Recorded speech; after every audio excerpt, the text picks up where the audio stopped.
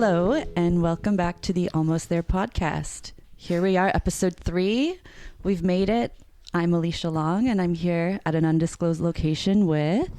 That's me, Dan Brennan. That was my cue, wasn't it? See, Yes. That's why pointing's important. Yes, an undisclosed location. This is your father's place, isn't it? Yes. That's amazing. No longer undisclosed. Well, we won't give them the exact address. There's a coffee shop across the road. My parents, their neighbor's kid works in that coffee shop. Whoa. Yeah. Fascinating. Pretty good, eh? Let's get right to it. Alicia, where you been? I've been globetrotting once again. You have you? I went far away to Punta Cana. Did you? Well, okay, before we start, I hear your story. I just want to point out that I have spoken to a few of your traveling companions. And I have...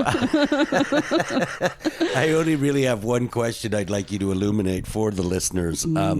How important it is to remember your room number when you're on a night out in Punta Cana? Well, I think we knew it. I don't know. But we did on the first night need some assistance getting home. Right. Okay. The reason why is a bit of a mystery, at least I like to imagine, because not until I got home did I realize I was taking some videos this night, and I do have a video of like us being approached by security. Has anyone else seen the video? Yes. I sent it to the people that were on the trip. Right. Okay. Yeah, I think some are not quite prepared to watch it yet. But well, you should write in, ladies and gentlemen, and if enough of you do, we'll post it on the YouTube channel. We'll that see. That one accompanies might this have podcast. to. That one might have to stay hidden. But I do have to. Speaking of that night, actually, so that was the first night we got there. After a day of travel, I really hadn't eaten much, and then That's how didn't most really, really bad stories start. Yeah. So had a few too many drinks, ended up back in the hotel room and barfed on the first night.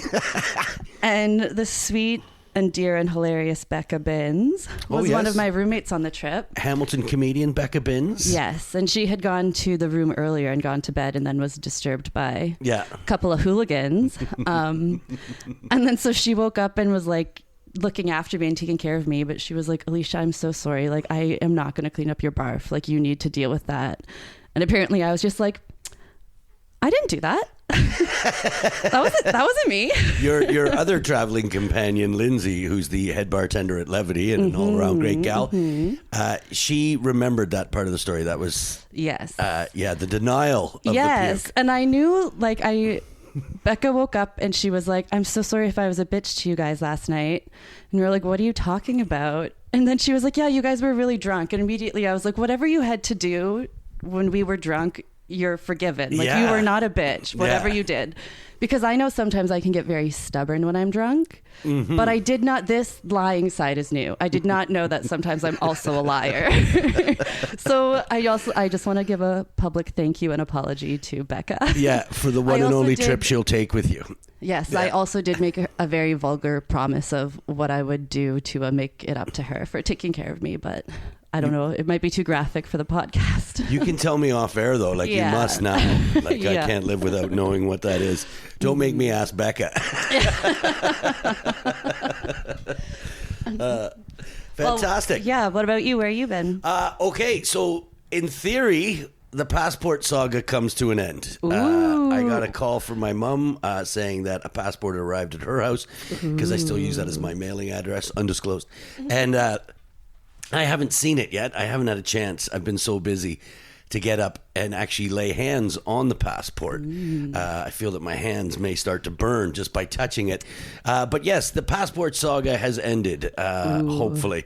So yes, but I did want to, where I've been, I didn't actually go to the event on Thursday, but there's a new thing in Hamilton happening at Levity for the next, I think by the time this pod comes out, 6 weeks, and it's called the UFCC, the Ultimate Funny Championship of Comedy. It's being put together by Christian Reimer and Greg Dabrowski, and Patrick Coppolino, who runs Levity, has a big hand in it as well.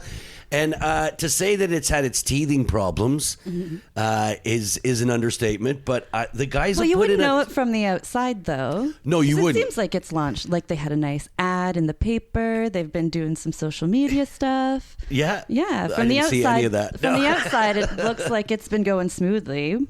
But it looks really cool. So I don't mean to rumble them, but yeah, they finally got it off the everything. ground. I shouldn't say I finally got it off the ground. Got over the teething problems and held the first round on Thursday. And by all accounts, it was a great success.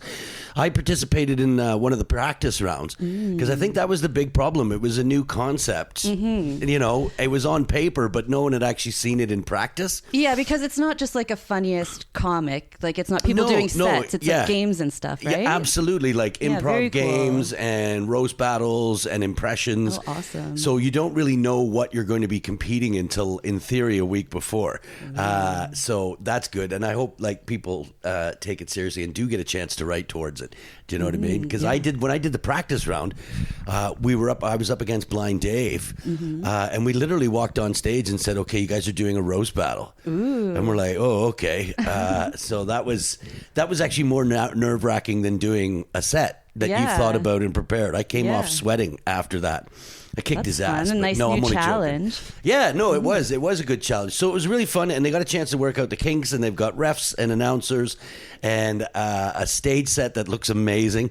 Awesome. And they've turned the stage at Levity into an octagon, a fighting cage. Nice. Yeah. And it's Thursdays, right? It's Thursdays for like the next 5 or 6 weeks. I believe 8 p.m. Nice. Yeah. Tickets at Levity? Tickets at the Levity website. Yep, you're shilling like a .ca? villain today. I love it. Like, oh my goodness, like he took a course in calls to action. Don't forget to get that CTA 5 or 6 years writing about it, so I should know these things. Yeah, no, I'm really excited about it. It's something new, it's something fun, and I hope people come out and support it. Yeah, cool. Excellent. All right. Speaking of Hamilton comedy, actually, that kind of leads us into who our guests are on this episode. It's the first time we've interviewed a couple. And actually, this was our first interview we did. Yes, so which is a good way to lean into the fact that we're going to apologize for the sound of the audio. Yeah. I think this might be the last bad audio piece we give you. Yeah. It'll be like bad voice Homer Simpson in the annals of podcast lore. Because there was a time when Homer Simpson had a different voice, right? Oh, yeah, I remember. Bad voice Homer, as he's known. Really interesting pair of people who are dating. So not only are they trying to manage life and create, but they're also throwing dating into the mix, and they're not even living in the same town. Yeah, actually, speaking of where I've been, I saw both of them perform on a show this past weekend, and they both did great. They killed it. Yeah, well, I had shows this past weekend, Alicia. Yeah, sorry, I was cheating on you. Oh, my comedy goodness. cheating on you. I'll send you the video. Anyways. Yeah, the only thing left to say is enjoy this interview. I think you can tell we had a really good time doing it and talking to two really good friends. So I don't think we said their names. It's Megan, Myke, and Ryan Visser. That's right, or as we say on my side of the pod, Ryan Visser and Megan Myke. All right, enjoy.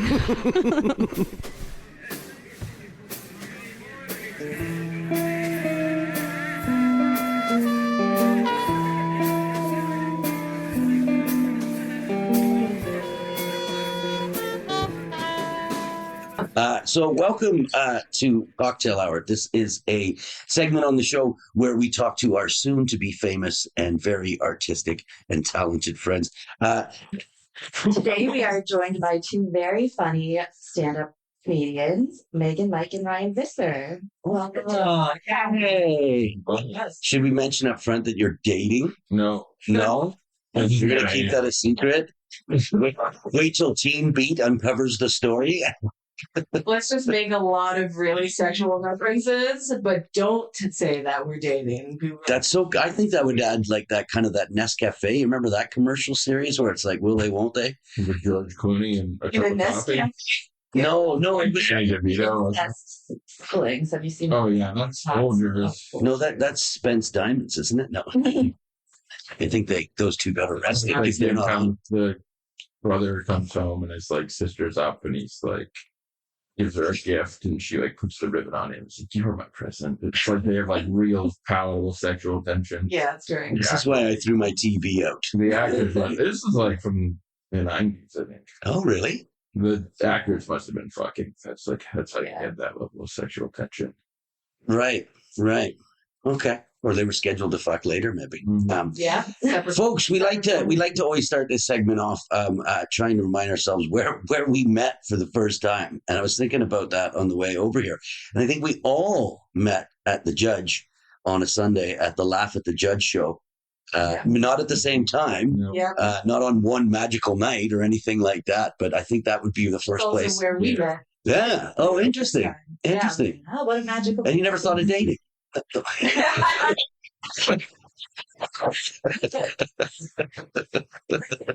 Wow. Yeah. I can't see it working out. Indeed. Too different. Too different. Yeah. But you know, when I started in comedy 8 years ago, such a vet, there was a guy, a good friend of mine, Chris Jarvie. Well, he's a good friend now, but he said something that at the time I thought was really funny and corny, because we were at a place called the Crown and Anchor in Brantford, and he said, it's rooms like this where comedy is born. And I'm like, that's about the cheesiest thing I've ever heard. But it's true, and that's exactly what the Judge is, you know. I helped co-produce it for 6 years. It's part of the reason I'm bald, I think, but what a great opportunity to go and try new things on a weekly basis and get your feet, and then hopefully get to a point where you're like, you know, I've either got a better show on a Sunday or I'd be better off sleeping than going to the Judge. Home. Yeah, I have enough other things. Yeah. Mm-hmm. Ryan, was that where you did your first? Yeah, I did my first set at the Judge on November 21st. And I did my first set back after my long hiatus at the Judge. Yeah. Yeah. I think On November 6th, I think it was. That's so 2 weeks before. But in 15 a different, days. a year. Oh, right. Okay. Yeah. But the first time I saw you do stand up there, you did stand up, like your dad was there doing stand up as well. No. That was someone else's dad. Is it really? Yeah. Oh my God. I was just talking to them. I was right. So I was just talking to them. And I wasn't sure if that was Megan's dad or some other woman's dad. They're all the same to Dan. Like, Steve's doing stand up? Oh, So no. who was that girl? That's crazy. Jay Murphy. What? Oh, okay. Yeah. Oh, I don't know if you take But that I as a think- compliment being confused for her. I think you should. They, I met them that night too. And I think it was their first time doing stand up. Definitely their dads, but No, I think Jay's been at it a lot longer. We'll get back. We'll find out, and we'll put that in the comment section. The answer to that Don't question. forget to like it. What are your memories of your first time, Ryan? I was there, obviously. Was I Yeah. hosting that night? No. Were they Ray being was- mean to new comics? It was Ray was hosting. Oh, right, okay. Yeah, it was packed. I was literally sitting in a chair next to them. Like, that's like how close to the stage I was. Right. And I was supposed to do stand up with my friend Sydney, whose birthday we're going to tonight. Oh. And she was like, "Oh, now I'm hungover. I can't go." I was like, "Well, Sunday we're always going to be hungover. we just got to do it. We got to bite the bullet and do it." That's and then so many of our friends were on board with me going to do it that I didn't have a choice. I couldn't back out. Right. I was very hungover, and then we all went. It was like me, one of my friends, and then a carload of her friends. And I was like, I've never met any of these people. I'm going to go do stand up for the first time in front of all of you. That's awesome. Right in front of Yeah. strangers. Yeah, I don't want to do jokes for my friends. Yeah, exactly. Yeah. Even if Alicia comes to a show, I'll be like, what was the jokes I did the last time? Yeah. Like there's just certain people you're like, and that's not the way you should think about it. You got to just think about the audience and your time together. And my friends in Toronto right now, they're like, "Oh yeah, we'll come out." I'm like, "Okay, I'm doing the same stuff." That's like this, me, baby. I think that's a mistake some people make. And of course, if you can bring out 5 of your friends, you're going to get booked no matter how bad you are. Like on a midweek show where it's hard to sell tickets. So I think that happens to a lot of people. They bring their friends out when they're first starting, but no one's good when they first start, right? Like you progress so quickly that then their friends drift off. Exactly. Yeah. They're like, we're done with this. Yeah, exactly. And they're like, oh, not this again. So your impressions of your first time then, because I remember you as being someone who got laughs, those big, dirty, I can't believe he said that kind of laughs right from the get-go. Yeah. And like some of the things I said in my first act are like still in my act now. I used to be like dirtier after I injured my hand, but when I started, I was just like sick, just the way I am now. And I'm not going to describe myself as dirty or anything. I'm just sick. I say horrible things, but I don't. Yeah. Were you writing before you did stand up? Yeah. Yeah. I wrote in like sketches in high school, and then went to like Fanshawe for television broadcasting. Didn't stick with that, but then went to Sheridan for media arts, and I focused on screenwriting, which is terrible financial advice. It's not going to make that money back. And yeah, and I've always just been like creatively inspired to write. So the transition to comedy was easy, and I always wanted to do stand up. Right. I used to always go to when I lived in Toronto the first time. I used to go to Comedy Bar with my notebook and then not go up and just be like, no, not today, but Interesting, next time maybe. I think the best description of that first time, Doug Koning said this once.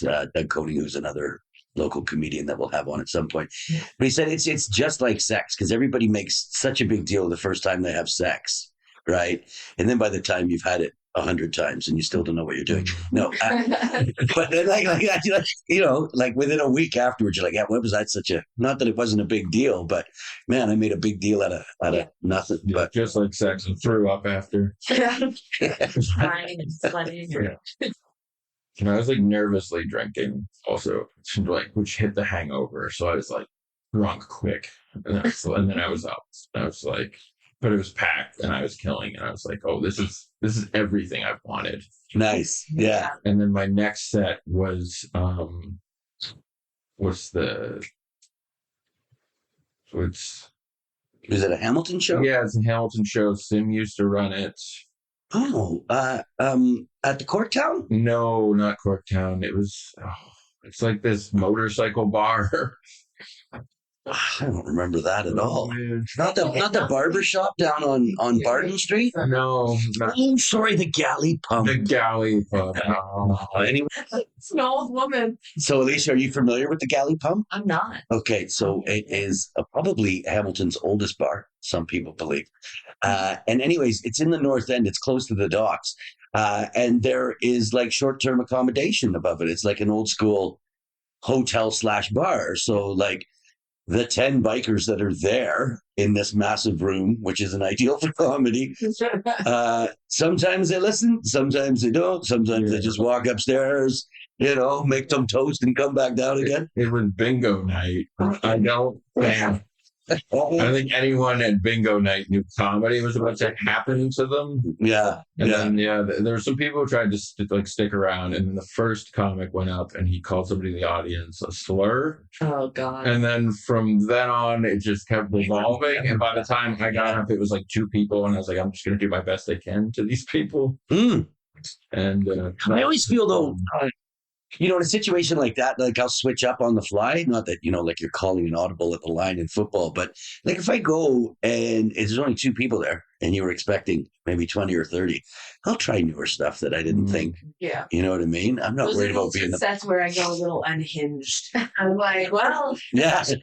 already like in a bad mood, or I don't really want to be there, or I didn't plan very well. I'll just be like, I'll just go off on like whatever. Yeah, but it's just like fun, not like mean or like angry or anything, but just like this is purely for like fun and stage time and just like a new experience, and like so I just talk about random shit, or I'll like take a joke and let it kind of run a little free. Meander. Yeah, exactly. Yeah, I like that. You find things. Time you're like, I'm just telling my jokes. That's right. Yeah, that's all you've got is your jokes your second time. But by the time you get into it a little bit deeper, it flows a little bit. So, Megan, what are your remembrances of the Judge? Not that it's not there anymore; it still goes on every Sunday. But yeah, I don't. We were talking about the Judge earlier today about just like how, like when I started, I got a set on Krista's week, and then I got to come back the next week. Right. I think just because it was like, I'm like getting my footing in a new city, and so I was like maybe more welcome to it some. But I got to come back a second week in a row, which was sweet. And then it was the open mic, and the open mic that time, I remember there was like 15 people, like 15 comics on the list, and like the room was full and it was just fun. Well, it's not a big room, so 15 comics, that's it. Back. Well, that's the best thing about, I was talking about, because I would really love to have like a similar style of like venue and show in this area of the city. Yeah. Where you have that kind of like rotating group of like bookers, like each have a different week. Yeah. It gives a little variety and takes a little If it doesn't make money and it's weekly, it's really hard to do. Yeah. You know what I mean? Especially if you have other shows that you're producing that do make money. You just feel like you're wasting your time every time you put effort into the thing that. It's really good for like newer people or people who just like, you know, doing it for. Yeah. I got to admit, when I stopped producing one of the weeks, because it got to the point where I was the only one producing, when I left, there was a part of me that was like, well, now that I'm gone, the show will collapse.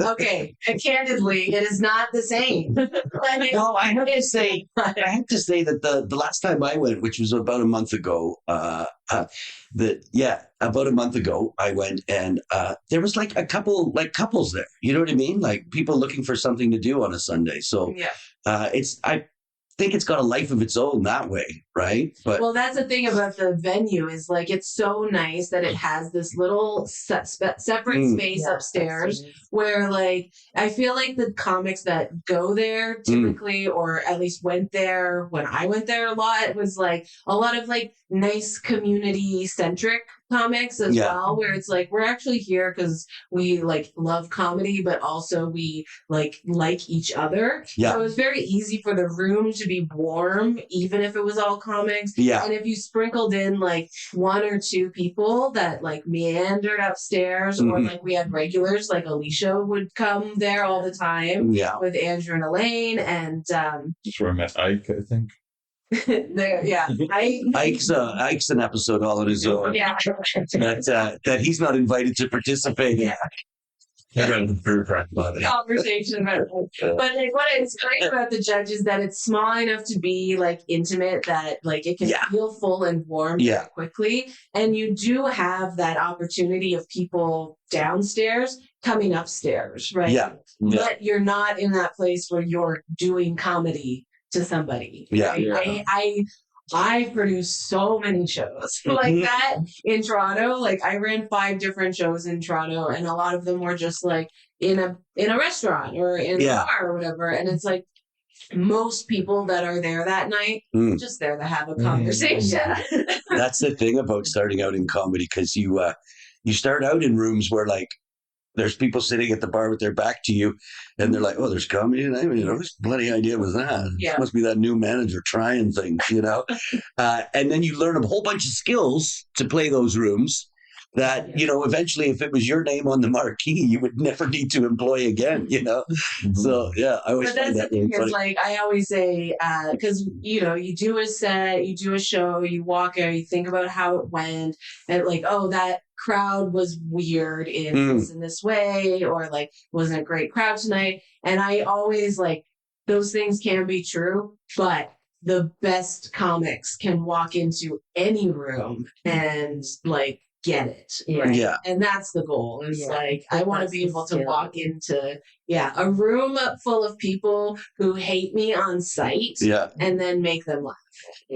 No, absolutely I like pushing the audience away too, and then having to win them back again, or at least making them think that you're pushing them away. That's my bread and butter. Right? It's Well, like, you're coming with me. You don't win them back. I get dragged along. Why am I laughing at this? I'm not the type of person who laughs. Apparently you are.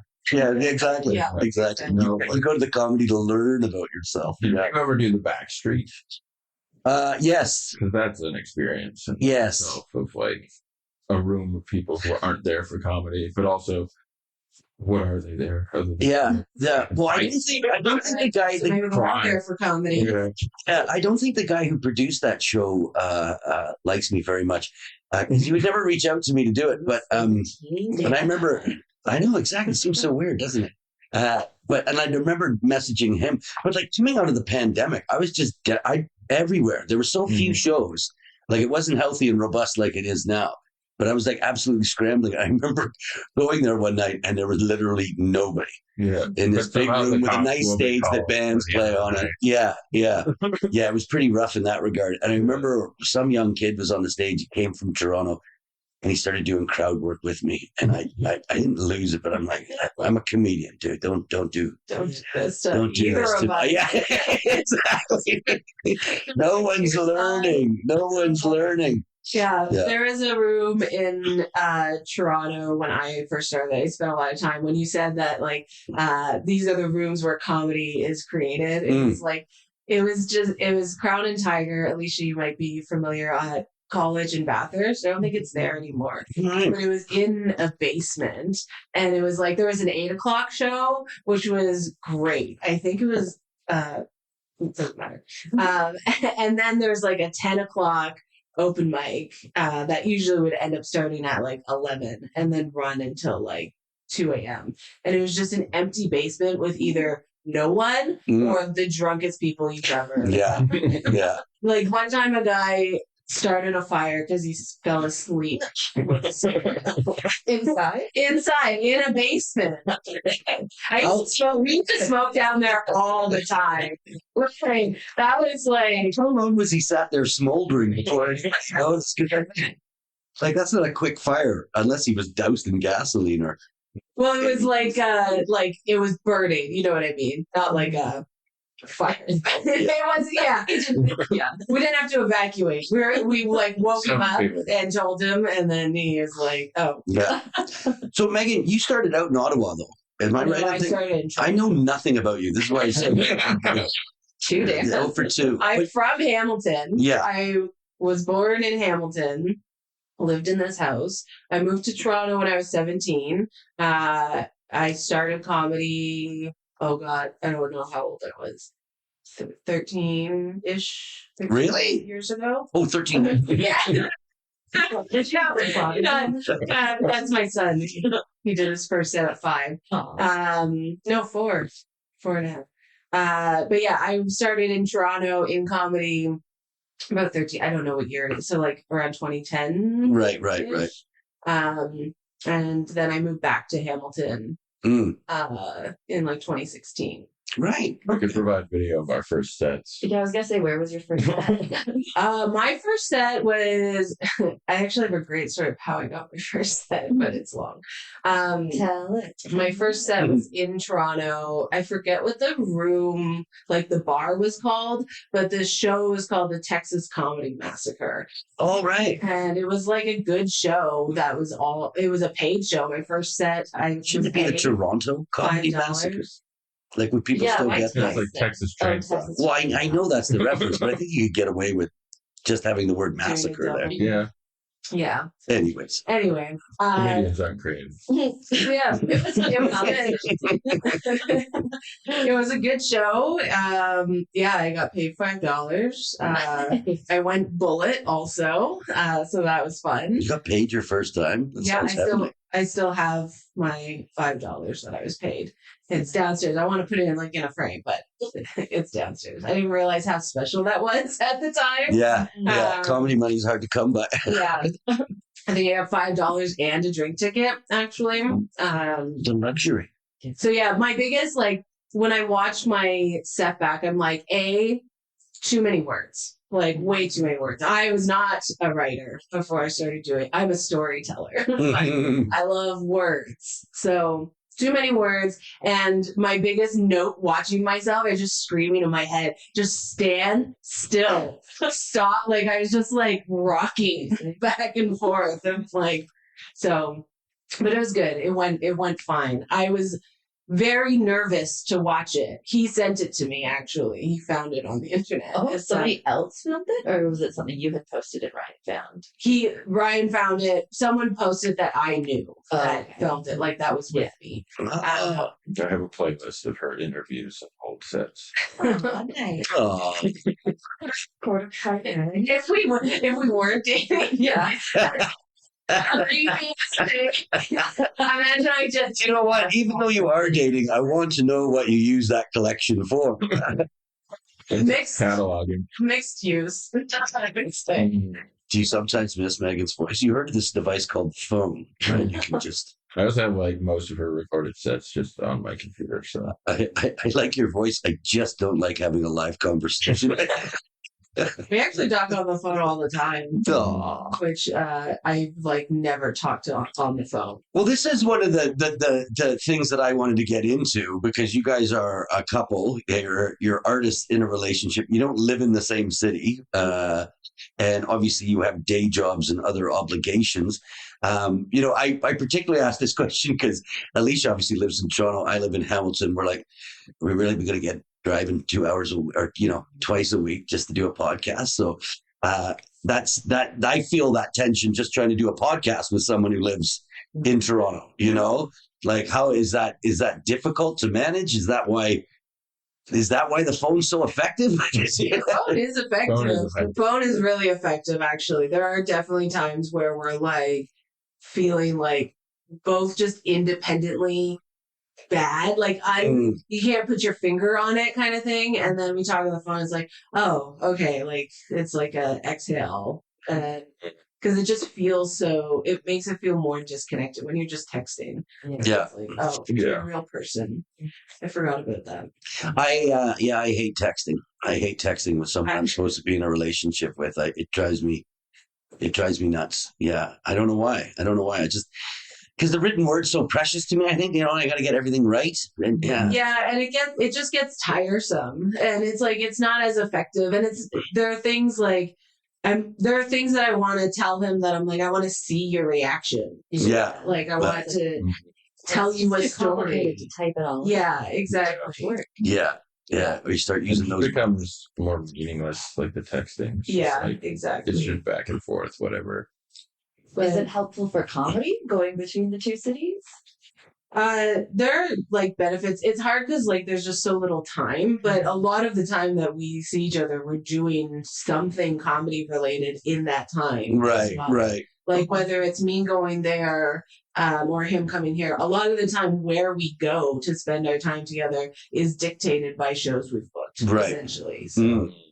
And would you say, because obviously you've got that toehold in both markets, shall we call them, do you think there's a difference between audiences in Toronto and audiences in Hamilton or even around like the Hamilton area? I think yes, but it depends on where, like what rooms you're in. Right. Okay. Yeah. So like, because different areas of Hamilton, I feel like the crowds are different depending on the area of the city. Yeah. And I feel like in Toronto, the like crowds are very similar across different venues. There is like some gradient for sure, but it's different. I don't disagree with that. I think that, if you look at the venues we have in Hamilton, Emerson 109 on a Tuesday, I was going to say it's out by the university. So it's a way different crowd than what you're getting downtown. Or I was going to say the difference between Emerson and Levity is like night and day. Night and day. And like you can see it, like I notice this all the time of like the people that consistently slay at one will struggle at the other one. Right. Really consistently. I feel that Emerson's a hard room to judge a joke in. No harm to the room, but because it's beside the university, it goes as the university goes. So if it's reading week, there's no one there. Yeah. You know what I mean? If it's summer, there's no one there. Yeah. So it's really hard to get a read, with 5 people in the room, 6 people in the room, if a joke's actually working or not, I love going to the Emerson. It's like one of my favorite places to get unhinged again. Yeah. Because it is like, to me, it's like so comfortable and like low stakes. And I'm just like, there's usually a couple regulars there that like. Yeah. Every time I've been there, like there's at least one comic who's doing something a bit different. Like, musical or like a visual thing. Like I don't know. Like I one time went to a whole musical number, but it was really good. It was hilarious. The one time I hosted Emerson was probably the most fun I've ever had hosting because the room does have that potential. It does have that potential. I don't mean to denigrate when you're playing to 5 people. There's been some magical nights in there, for sure. And that's another show that's been going on for a very, very long time in Hamilton. It's an institution. Yeah. So, Megan, as a mother of children, and girlfriend of a child. That was low-hanging fruit, Ryan. Sorry. Most men in a relationship are just children anyway. That's what we are. Like, this is the first time I've dated a younger man. Oh. Yeah. What's the age gap?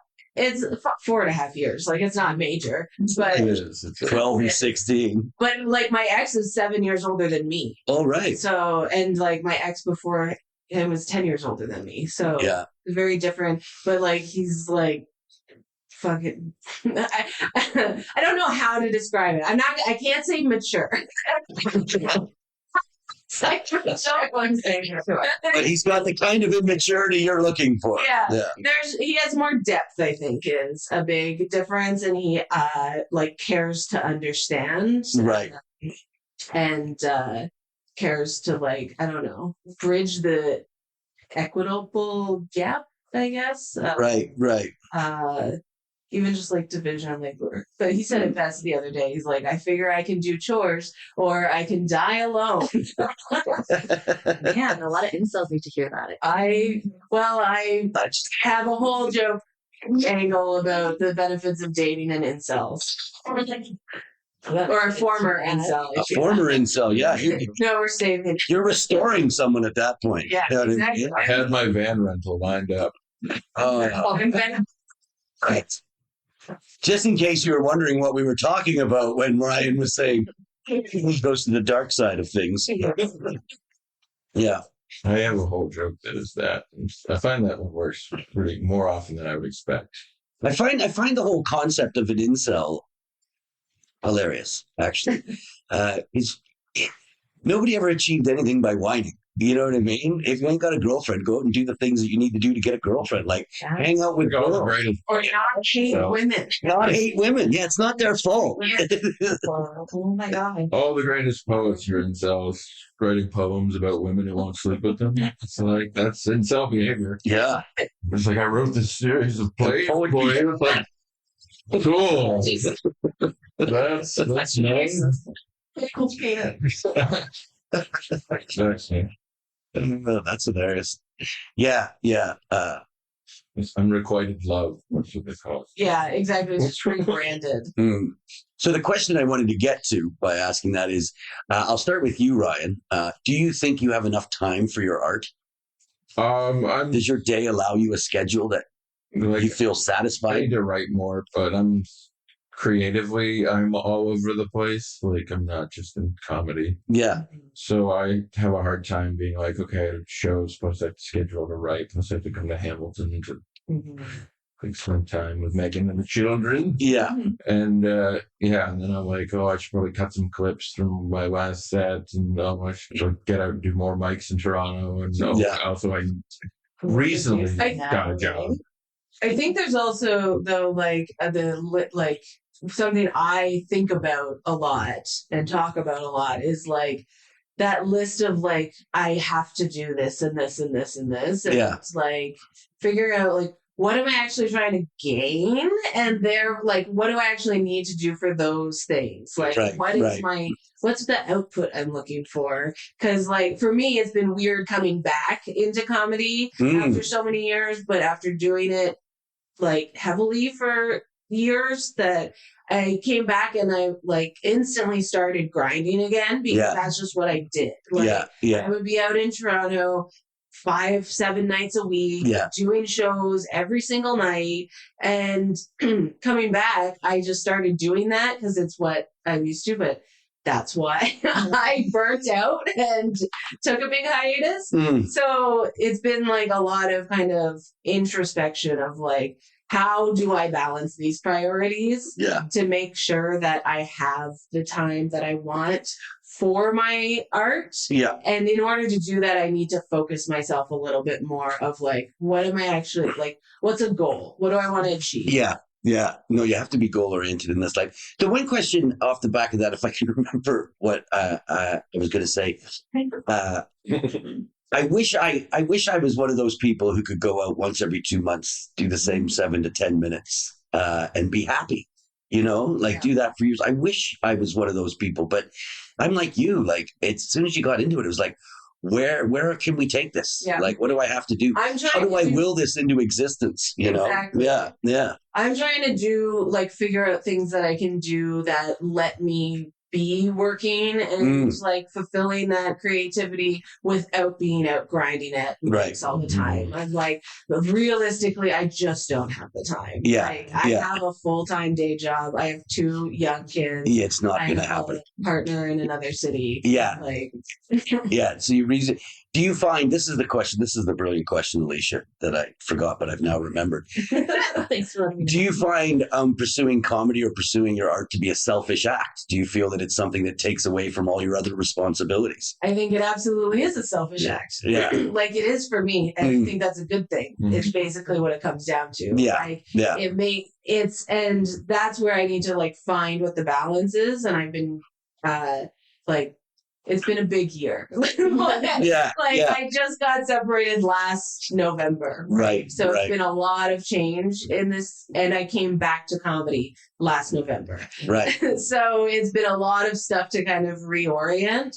And like my day job is like a full-time fucking adult, heavy duty day job. So I think it's been just like figuring out how much am I allowed to be selfish? And my angle is like, how do I get to be the most selfish with having the least negative impact on these other areas where everything can kind of stay at a place that I'm comfortable with. But I still get the most out of. So for me, that's been a lot of writing at home, talking through joke. Like I kind of just play open mic at home. You know what I mean? So I can at least get like the muscle memory and like kind of around some of my jokes before I get to the stage. And then the feedback is a little bit more value. It kind of fast tracks my writing process.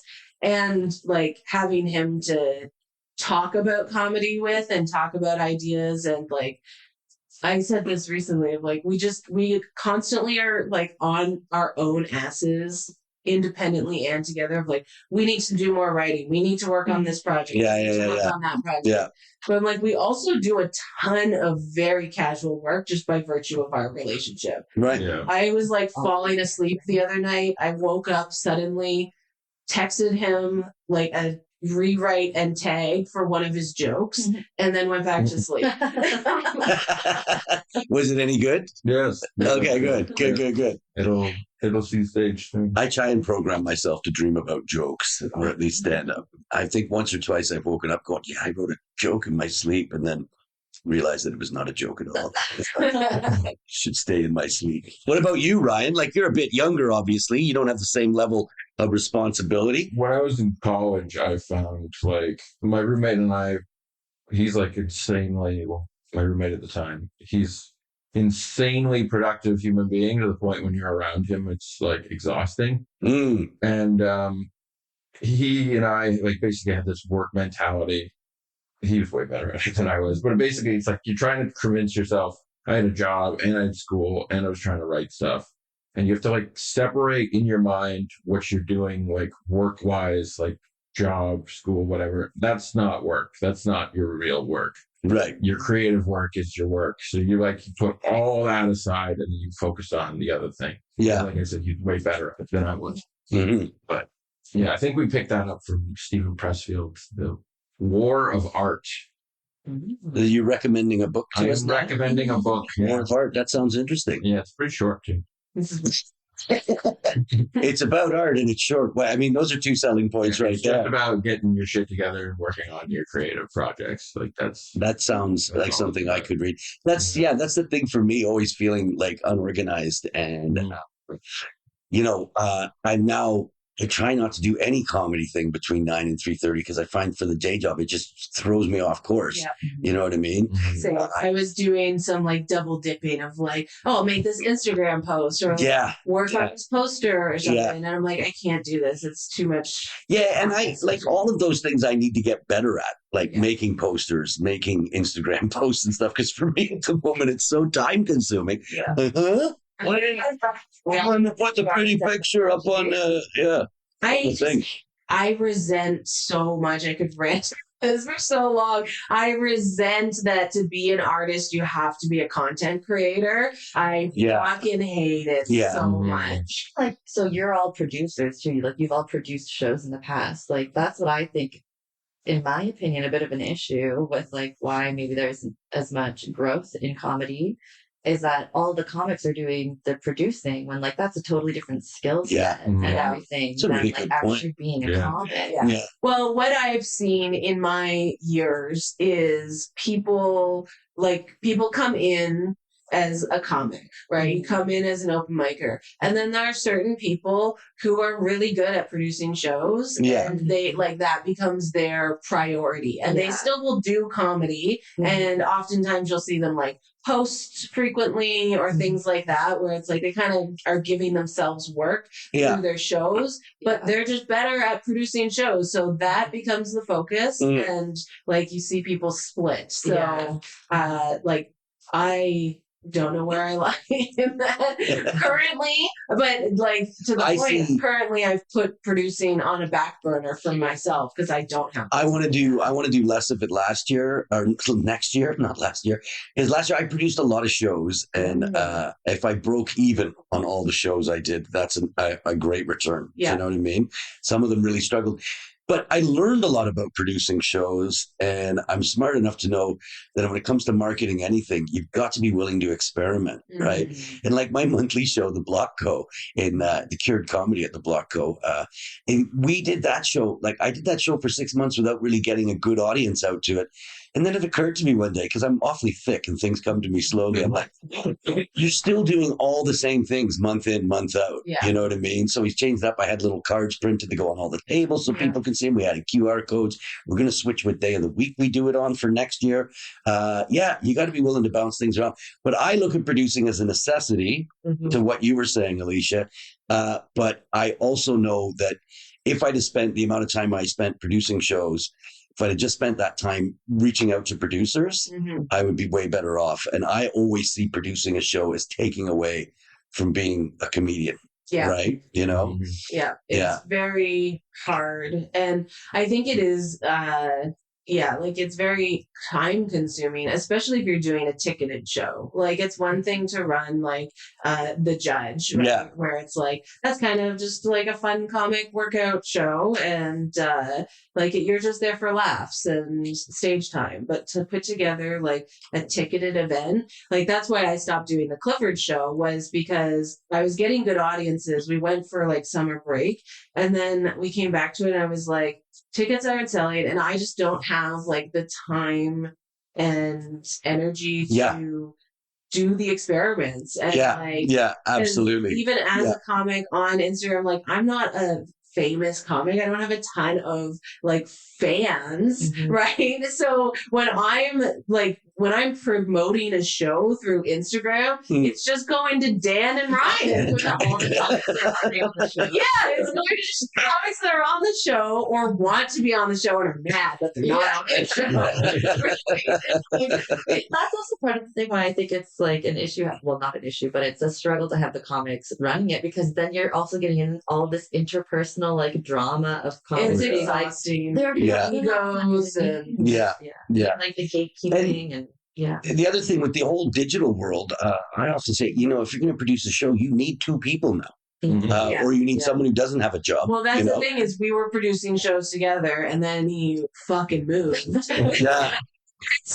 Like then it's like, okay, like he would come back or he would help like in ways that he could, but it's not the same. And I'm like, now I have 3 shows that I like starting and now you're gone. So way to go, Al. Yeah, they've all gone. But it's honestly fine because it's again what I was saying before is I came back from hiatus. I kind of went into the same mode that I was in. Like I was producing tons of shows in Toronto as well.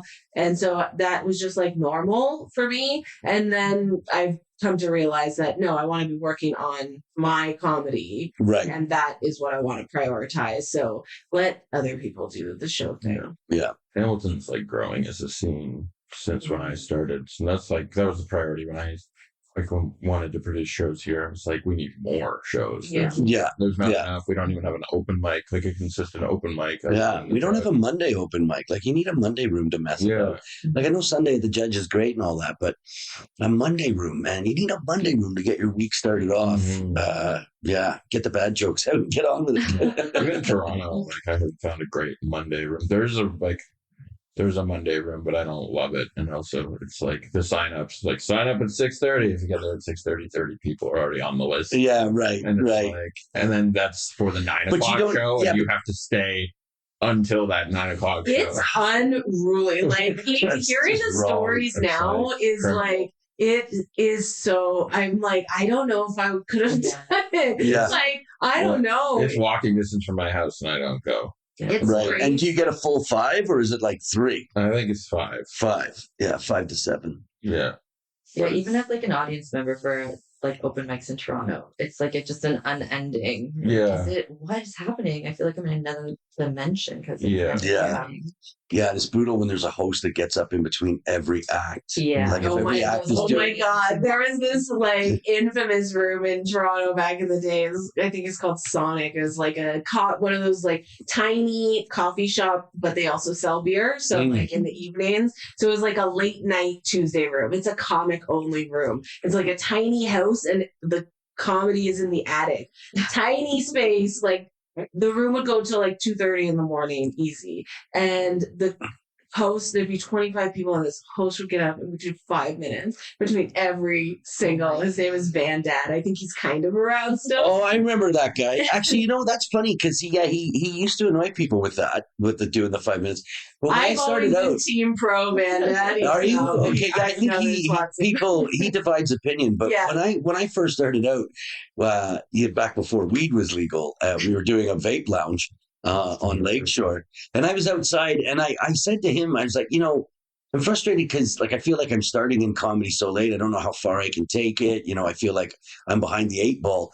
And he just looked at me and said, we're all behind the 8 ball.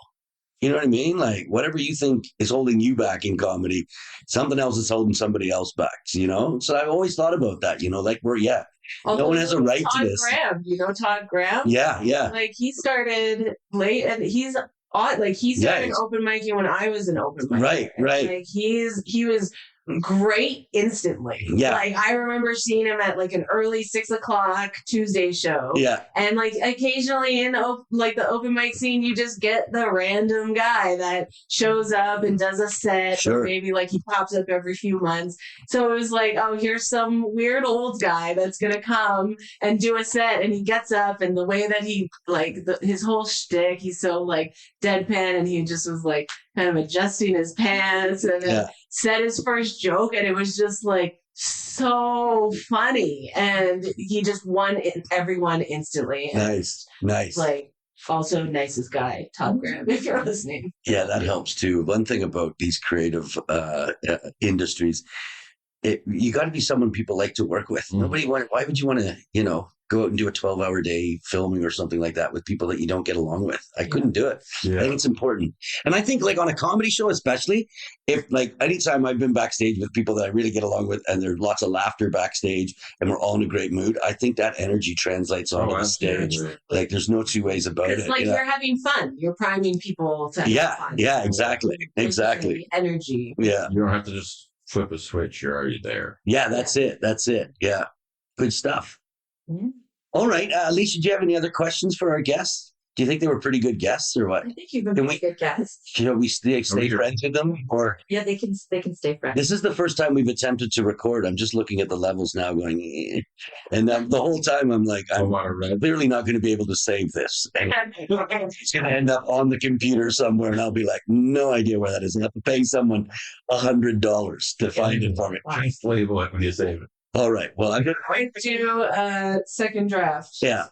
So, guys, thanks for participating in this. This is what we want to do. We want to highlight some of our very funny friends or artistic friends and talk about their lives and the struggle to get art out. Yeah. And to connect with people through art. I like that. All right. Piss off. Go to your house. We'll leave.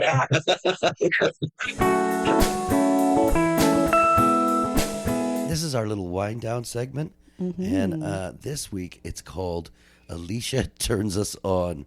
And yeah, you could explain what this is about. This is basically where I get to share all of my weird little obsessions that I have lately. If anyone knows me well, they'd probably say my biggest flaw is that I force them to watch all of my favorite things with me.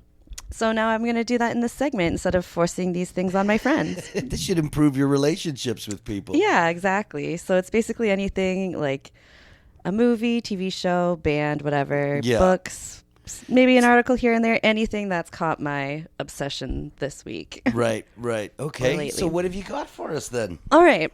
Well, despite the title of this segment sounding a bit too horny for Maine, this is actually a really wholesome recommendation. Okay. It's a documentary about Mr. Dress Up. It's called the juxtaposition. Yeah. I contain multitudes. It's called Mr. Dress Up, The Magic of Make Believe. And it's just a really lovely profile of him and his career, but it also talks a lot about the beginning or kind of like how influential Canadian children's programming is. Right. And so even though Mr. Dress Up is like a huge Canadian icon, for those who maybe don't know, I mean, everyone knows Mr. Dress Up, right? I should think so, at least anybody our age. Our age? Thanks. Wow, okay. We're just going to move on from that. In our age range. In our generation.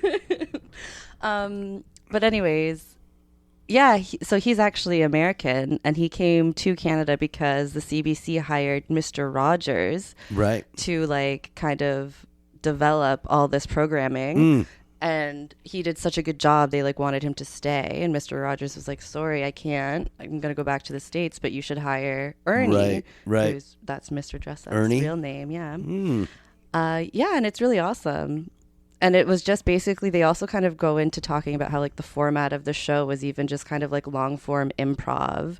Right. And there's another really interesting documentary about Sesame Street. And it seems like the beginning of both of these shows, it was just like a couple of like creative hippies who got together to make this like incredibly influential programming. Right. Directed at kids. And they talk in the documentary, they talk to a lot of like Canadian artists and stuff like that, other like influential Canadian people, I guess. And one thing I guess you really realize is how important it is to teach kids how to have an imagination and like be creative. Yeah. You know, and how that really sticks with you. And it's absolutely. Yeah. I remember a buddy of mine, it was either after university or he had a tickle trunk in his living room. Ooh, nice. Yeah, like it was an old-fashioned trunk, and you open it up, and there's like feather boas in there, and big glasses, and hats, and all sorts. Yeah. It's like, okay, that seems perfectly logical. That's a good Canadian upbringing then. Yeah. I think Canadian TV was different back then. But I don't want to drag into that. Yeah. It seems like there was a lot of funding for children's programming, at least. And I think that still kind of continues. I guess there has been, but there hasn't been an iconic show like SCTV, produced in Canada. Yeah. But then, Schitt's Creek comes along and destroys that narrative. But it seemed to me that there was a lot more innovation in Canada that took hold. Like even like Much Music in that interactive environment was copied all over the world after Much Music did it, right? So, yeah. Anyways, that's the episode as I wander off in my thoughts. Yeah. Thank you very much for sharing that, Alicia. Everyone go out and watch the Mr. Dress Up documentary and then create something. Use your little imagination. Make something fun. Hey, man, there's nothing little about my imagination. I'm sorry. Okay. Okay. Until next time. We'll see you. Bye.